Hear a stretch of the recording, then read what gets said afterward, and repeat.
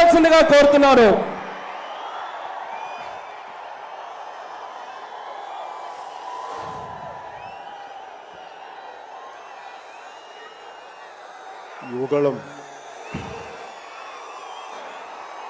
యువగళం సభకి ఆహ్వానించిన జాతీయ అధ్యక్షులు కింజరాపు అచ్చెన్నాయుడు గారికి, రాష్ట్ర తెలుగుదేశం అధ్యక్షులు కింజరాపు అచ్చెన్నాయుడు గారికి, తెలుగుదేశం జాతీయ అధ్యక్షులు శ్రీ నారా చంద్రబాబు నాయుడు గారికి, యువ నాయకులు, తెలుగుదేశాన్ని ముందు తరంకి నడిపిస్తున్న యువ నాయకులు శ్రీ నారా లోకేష్ గారికి, వేదిక పైనున్న తెలుగుదేశం పెద్దలకి, తెలుగు మహిళలకి, తెలుగుదేశం కార్యకర్తలకి, తెలుగుదేశం నాయకులందరికీ పేరు పేరున నా హృదయపూర్వక నమస్కారం. ఈ వేదిక పైన ఉన్న జనసేన నాయకులకి, పిఏసి చైర్మన్ నాదెండ్ల మనోహర్ గారికి, ఇక్కడికి వచ్చేసిన జన సైనికులకి, సభకు మద్దతుగా వచ్చిన వీర మహిళలకి నా హృదయపూర్వక నమస్కారం. మా సోదరులు, సోదర సమానులు శ్రీ నందమూరి బాలకృష్ణ గారికి నా ప్రత్యేక నమస్కారం. ఈ సభని, యువగళాన్ని సభ ఇలా జరుగుతుంది, నన్ను ఆహ్వానించాలని ప్రతిపాదన వచ్చినప్పుడు నేను నాదెండ్ల మనోహర్ గారికి ఒకటి చెప్పాను. 220 రోజులు పైచిలుకు పాదయాత్ర చేసి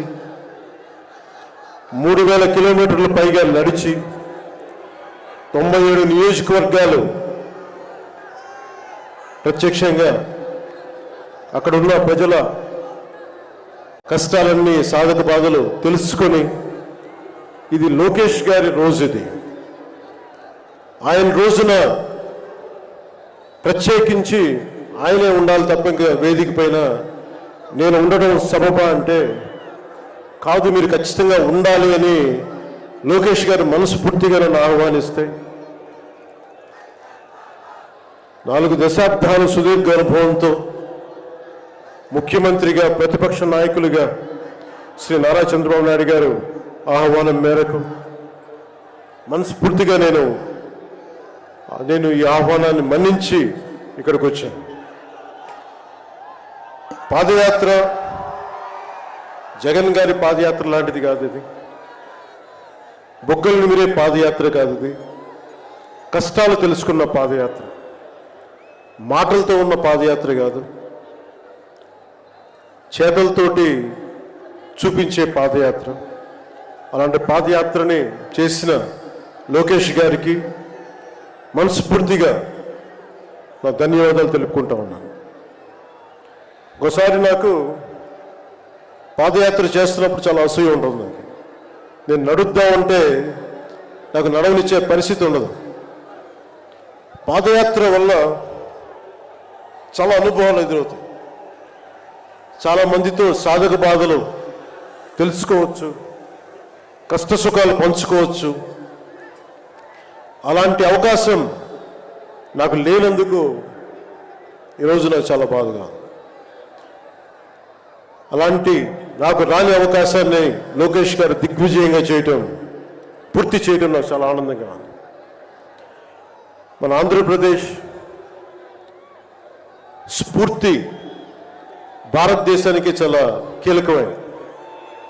ఈ రోజున భాషా ప్రయుక్త రాష్ట్రాలు ఏర్పడ్డాయి అంటే పుట్టి శ్రీరాములు గారి బలిదానం, త్యాగ ఫలితం. ఆయన స్ఫూర్తి వల్ల ఈ రోజున మనకి భాషా ప్రయుక్త రాష్ట్రాలు ఏర్పడ్డాయి. సో భారతదేశానికి మనం చాలా స్ఫూర్తినిచ్చిన నేల ఇది. అలాగే ఐఏఎస్లు ఐపీఎస్లు ఉమ్మడి ఆంధ్రప్రదేశ్కి రావాలని ఉవ్విళ్ళూరేవారు. ఈ ఐఏఎస్ అకాడమీల్లో నైనిటాల్లో ఉండే అకాడమీస్లో ప్రతి ఐఏఎస్ అధికారి చెప్పేది ఆంధ్రప్రదేశ్ ఒక మోడల్ స్టేట్, అది అక్కడికి వెళ్ళాలి. ఈ రోజున అలాంటి ఆంధ్రప్రదేశ్ ఎందుకు వెళ్ళకూడదో ఆ మోడల్ కింద అయిపోయింది ఈ జగన్ గారి నాయకత్వంలో. నేను చంద్రబాబు గారు జైల్లో అన్యాయంగా పెట్టినప్పుడు నాకు చాలా బాధ కలిగింది.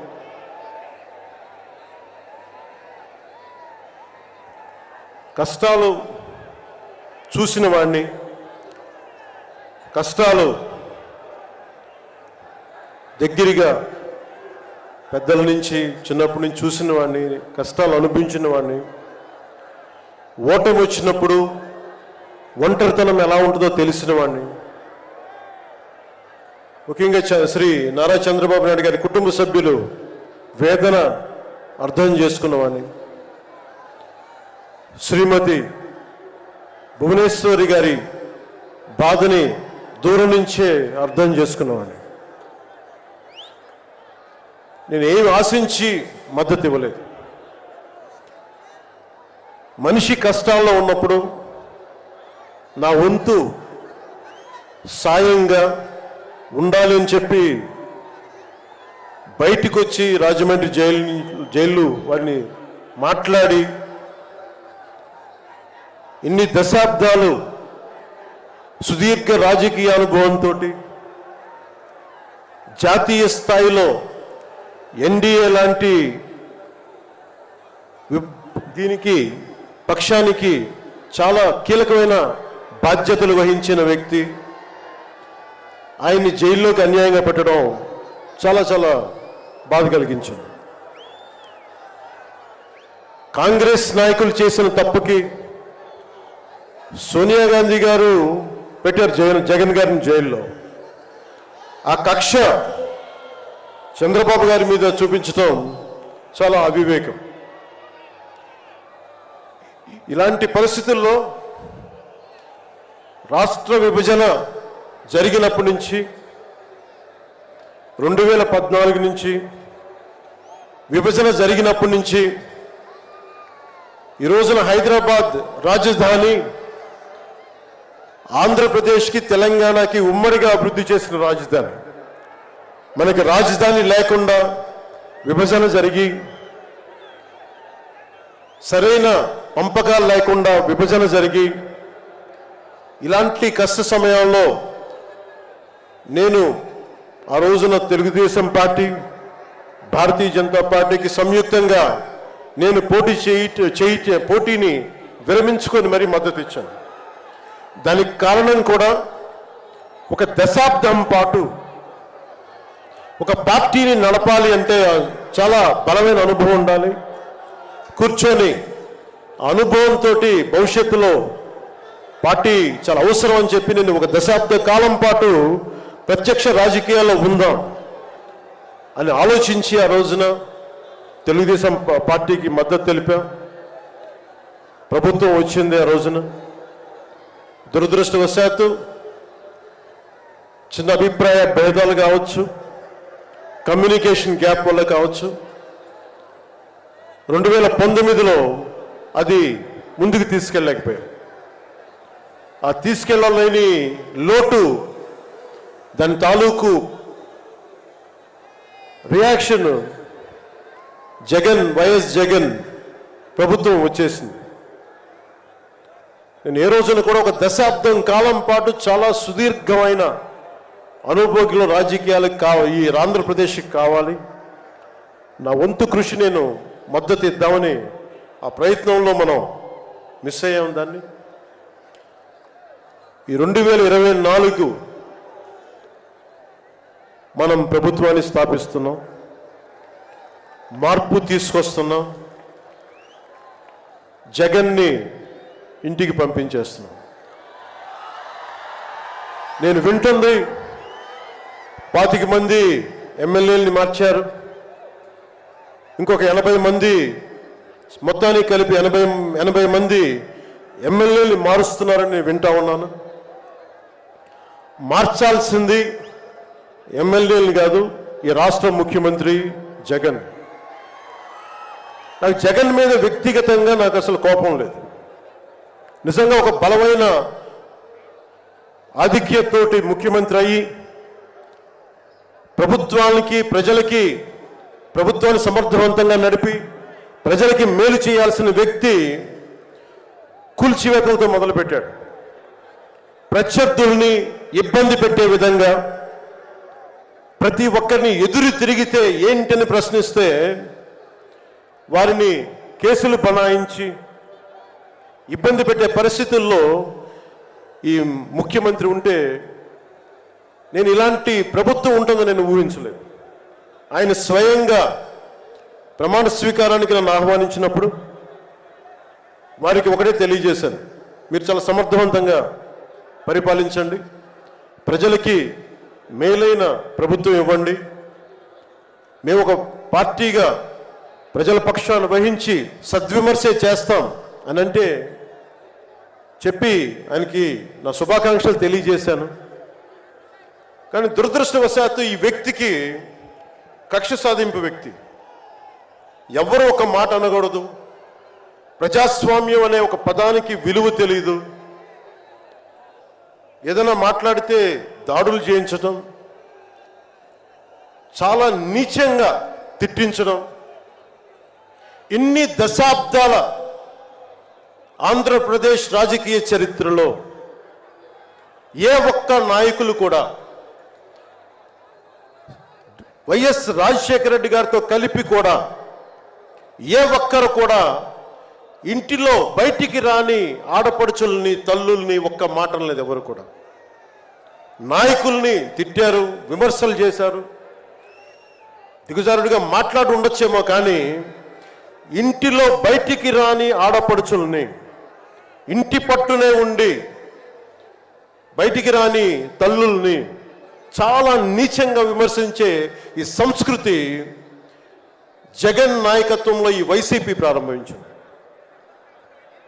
ఎంతమంది కన్నీళ్లు పెట్టుకున్నారు, ఎంతమంది స్త్రీలు బాధపడ్డారు. ఒకటే అనిపిస్తుంది, ఈ వ్యక్తికి అడగాలనిపించినప్పుడు ఇంట్లో ఉన్న తల్లికి చెల్లికే విలువ ఇవ్వనేవాడు మన ఇంట్లో ఉన్న ఆడపడుచులకి ఏం గౌరవిస్తాడు? ఇంట్లో తల్లికి చెల్లికి విలువ ఇవ్వనేవాడు 30,000 మంది ఆడపిల్లలు అదృశ్యం అయిపోతే ఏం పట్టించుకుంటాడు?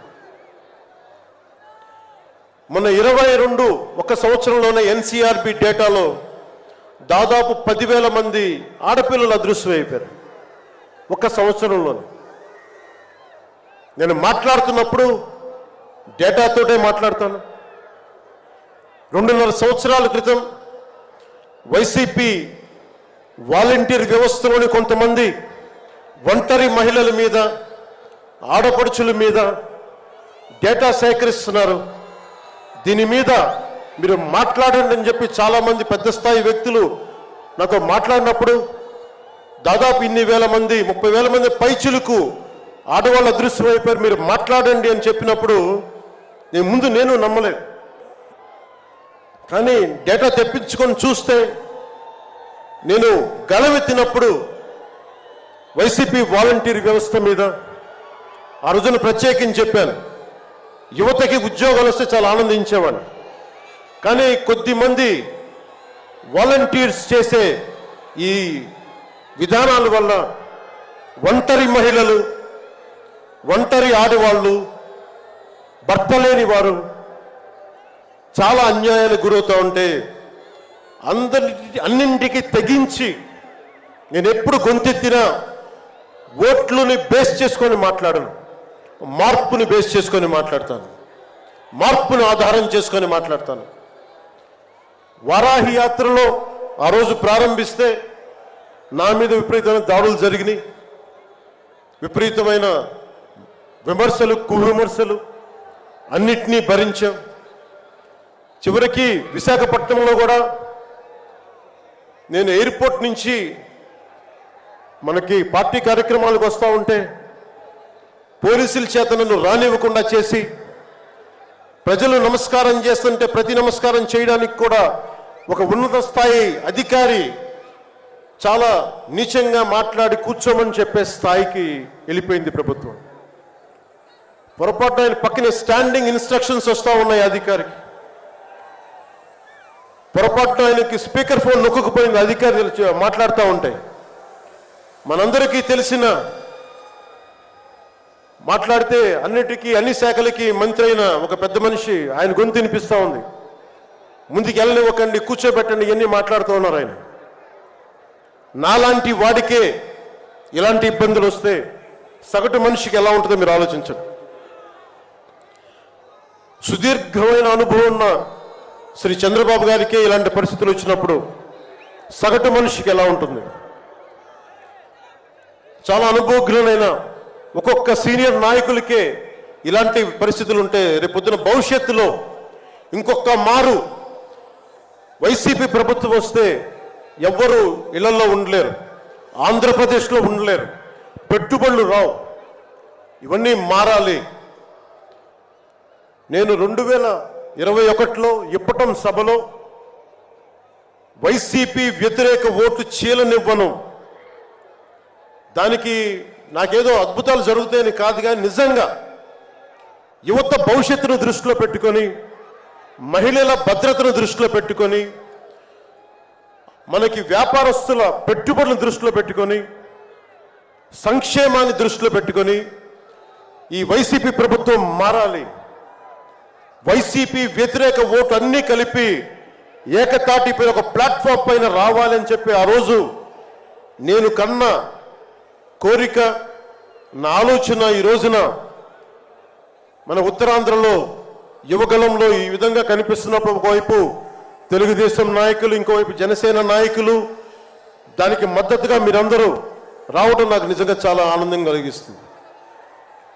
మనం ఈ రోజున ప్రారంభించిన యాత్ర, ఈ రోజున ప్రారంభిస్తున్న ఈ క్షణాలు ఆంధ్రప్రదేశ్ భవిష్యత్తుని నిర్దేశించే క్షణాలు ఇవి. ఆంధ్రప్రదేశ్ భవిష్యత్తుని మనకి చాలా బలంగా నిర్దేశించే క్షణాలు. ఈ రోజున నేను భారతీయ జనతా పార్టీ, నరేంద్ర మోదీ గారి నాయకత్వంలోని భారతీయ జనతా పార్టీ అలయన్స్లో ఉండి కూడా అందరూ అనుకుంటా ఉన్నారు, ఎలాగ మాట్లాడావు, మోసం చేసావు భారతీయ జనతా పార్టీ. చాలామంది కొంతమంది మాట్లాడుతూ ఉంటే వైసీపీ నాయకులు, వారందరికీ నేను సభాముఖంగా తెలియజేస్తున్నాను, ఆంధ్రప్రదేశ్ పరిస్థితులు ప్రత్యేకంగా నేను జాతీయ స్థాయి నాయకులకు వివరించాను.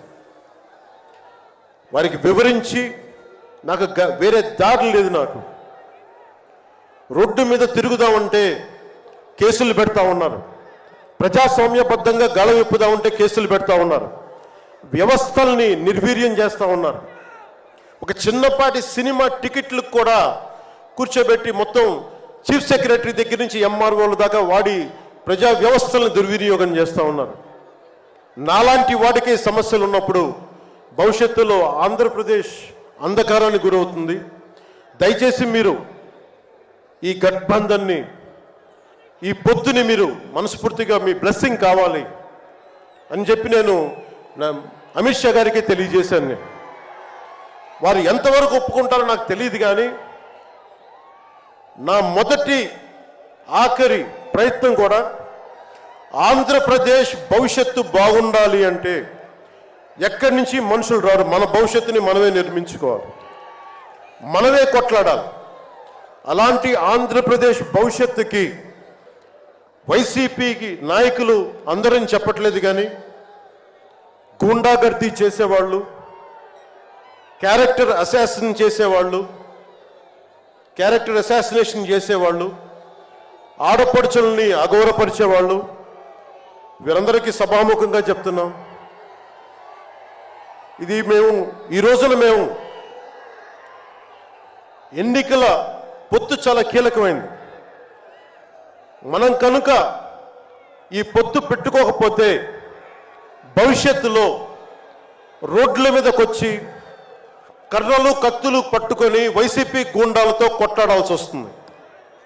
నేను కేంద్రంలో ఇదే చెప్పాను.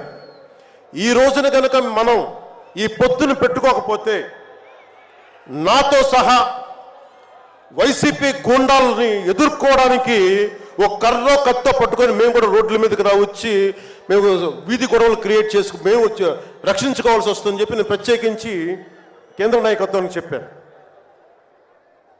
ఎందుకంటే భవిష్యత్తులో ఇంకొకసారి వైసీపీ వస్తే నేను 2019లో కూడా చెప్పాను, ప్రతి కొండని కోనని వీళ్ళు దోచేసుకుంటారని.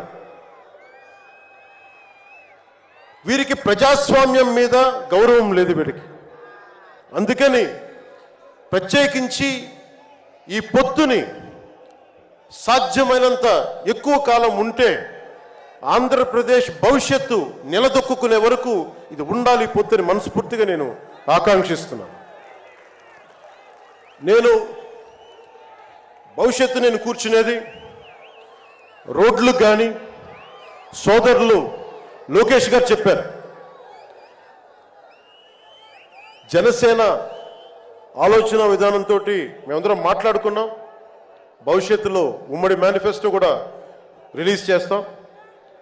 దాంట్లో ముఖ్యంగా నేను చెప్పదలుచుకుంటుంది ఇన్ఫ్రాస్ట్రక్చర్, రోడ్లు కానీ హెల్త్ కేర్ కానీ, primary health care centres, secondary health care centres, tertiary health care centres, అలాగే మనకి యువతకి ఉపాధి అవకాశాలు, గవర్నమెంట్ ఎంప్లాయీస్కి సిపిఎస్ రద్దు మీద ఎలాంటి నిర్ణయం తీసుకోవాలి, రెబీరో గారు పెట్టినట్టుగా పోలీస్ రిఫార్మ్స్ ఇంప్లిమెంటేషన్, అలాగే టీచర్లకి ఉద్యోగాల భర్తీ, రైతులు, కౌలు రైతులు, ఉద్యానవన రైతులు, సెరికల్చర్ రైతులు, ఆక్వా రైతులకి లాభసాటిగా ఎలా ఉండాలి, ప్రభుత్వ పాఠశాలలు, సంక్షేమ హాస్టల్ స్థితిగతుల్ని ఎలాగ మార్చాలి, అంగన్వాడీ కార్యకర్తలకు ఎలాగ ఉండాలి, అండగా ఉండాలి, పంచాయతీల్ని ఎలా బలోపేతం చేయాలి, మత్స్యకారులకి, గిరిజనులకి, దళితులకి ఎలాంటి పథకాలుంటే వారి జీవితాలు మరింత మెరుగవుతాయి, అలాగే చేనేత కార్మికులకి ఎంత అండగా ఉండాలి, వైద్యం అందుబాటులోకి ఎలా తీసుకురావాలి, సంఖ్యాబలం లేని బీసీ కులాలకి ఎంత అండగా ఉండాలి, వీటన్నిటి మీద చాలా లోతైన ఒక ఎక్సర్సైజ్ చేస్తూ ఉన్నాం. దీన్ని బేస్ చేసుకొని ఒక ఉమ్మడి కార్యాచరణకు, ఉమ్మడి ప్రణాళిక నారా చంద్రబాబు గారు మేము కలుసుకొని వచ్చే ఇలాంటి పెద్ద సభలో, రానున్న పెద్ద సభల్లో ఒకటి సంయుక్తంగా దీన్ని రిలీజ్ చేస్తాం. ఈరోజు నేను ప్రత్యేకించి నా మాటని, ఇది లోకేష్ గారి రోజు కాబట్టి, ఆయన కష్టపడి ఆయన రోజు కాబట్టి నేను నా ఉపన్యాసాన్ని కుదించే మాట్లాడుతున్నాను. ముగింపు వాక్యాలుగా నేను మాటకి, మైత్రికి చాలా విలువనిస్తాను. కష్టాలు వస్తే ఒంటరితనం ఎలా ఉంటుందో అనుభవం ఉన్నవాడిని. తెలుగుదేశం ఆది నాయకులు కొండంత కష్టంతో ఉన్నప్పుడు వారు, వారి కుటుంబం, వారి పార్టీ కార్యకర్తలు, వారి పార్టీ నాయకులు మీరు కొండంత కష్టంలో ఉన్నప్పుడు నేను అర్థం చేసుకున్నవాడిని. వ్యక్తి ప్రయోజనాలు, వర్గ ప్రయోజనాలు, పార్టీ ప్రయోజనాలు అన్నిటినీ దాటి ఒక తోటి మనిషిగా, ఒక సాటి మనిషిగా నేను మీకు అండగా నిలబడ్డాను. దాన్ని ఏమి ఆశించి చేయలేదు. నేను ఆశించిందల్లా 5 కోట్ల మంది ఆంధ్రప్రదేశ్ ప్రజల భవిష్యత్తుకి బలంగా నిర్మించడానికి మనం సంయుక్తంగా కలిసి రావాలని ఒక ఆలోచన తప్ప నేను ఏ ఆలోచన పెట్టుకోలేదు. ఈ మైత్రి, ఈ స్ఫూర్తి అందరూ సమిష్టిగా వచ్చే చాలా సంవత్సరాల వరకు దీన్ని కాపాడుకోవాలని ఆశిస్తూ నా ఉపన్యాసాన్ని ముగిస్తున్నాను. మీ అందరికీ పేరు పేరున ధన్యవాదాలు తెలుపుకుంటూ ఇందాక లోకేష్ గారు చెప్తున్నట్టుగా హలో ఏపీ చెప్పుకుందాం ఒకసారి. Hello AP, hello AP. వైసీపీకి బాయ్ బాయ్ చెప్తాం. మన ప్రభుత్వాన్ని స్థాపించుకుందాం, భవిష్యత్తు నిర్మించుకుందాం అని తెలియజేసుకుంటూ మీ అందరికీ పేరు పేరున ధన్యవాదాలు తెలుపుకుంటూ, తెలుగుదేశం జనసేన మైత్రి వర్ధిల్లాలి, ఇది చాలా అద్భుతంగా సాగాలని మనస్ఫూర్తిగా కోరుకుంటూ, దీనికి బీజేపీ అధినాయకత్వం సంపూర్ణమైన ఆశీస్సులు అందజేస్తారని మనస్ఫూర్తిగా ఆకాంక్షిస్తూ సెలవు తీసుకున్నాను. జై హింద్. పవన్ కళ్యాణ్ గారి నాయకత్వం, పవన్ కళ్యాణ్ గారి నాయకత్వం, పవన్ కళ్యాణ్ గారి నాయకత్వం. ధన్యవాదాలు పవన్ కళ్యాణ్ గారు. తరువాత సభ నడిపించవలసిందిగా పయ్యాల కేశవ్ గారిని